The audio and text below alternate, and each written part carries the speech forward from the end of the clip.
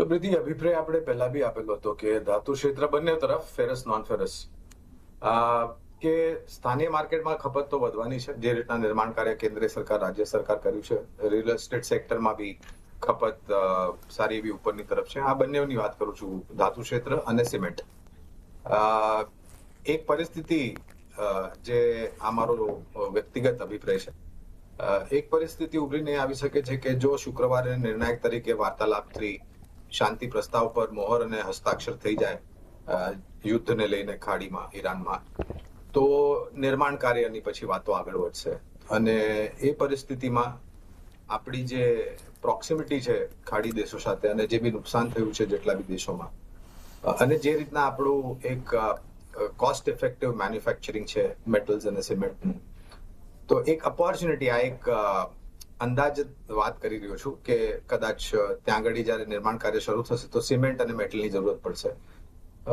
Proximity અને cost ઇફેક્ટિવના રહેવાના કારણે અને બાયોલેટરલ ટ્રેડ રિલેશનશિપ જે બી આપણી છે ખાડી દેશો સાથે, તો એક ઓપોર્ચ્યુનિટી આ બંને સેક્ટરને હોઈ શકે, એક્સપોર્ટ ધાતુ અને સિમેન્ટને લઈને.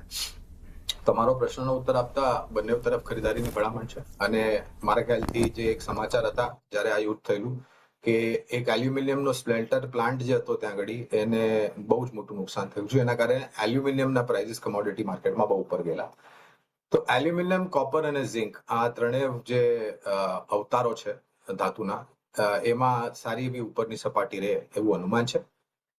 કંપનીઓની વાત કરીએ સૂચિ, તો Tata steel, JSW steel, Hindalco, Vedanta, Hindustan zinc, Nalco અને એનએમડીસી. એક ડિસ્ક્લોઝર આપી દઉં પ્રીતિ, કારણ કે હું ડિસ્ક્લોઝર આપવાનું ભૂલી ગયેલો, કે જે બી રોકાણ લાયક રણનીતિ આજે સવારે તમારી સમક્ષ આ કાર્યક્રમમાં રાખશું, આ પાયાના મતે છે લાંબા ગાળા માટે.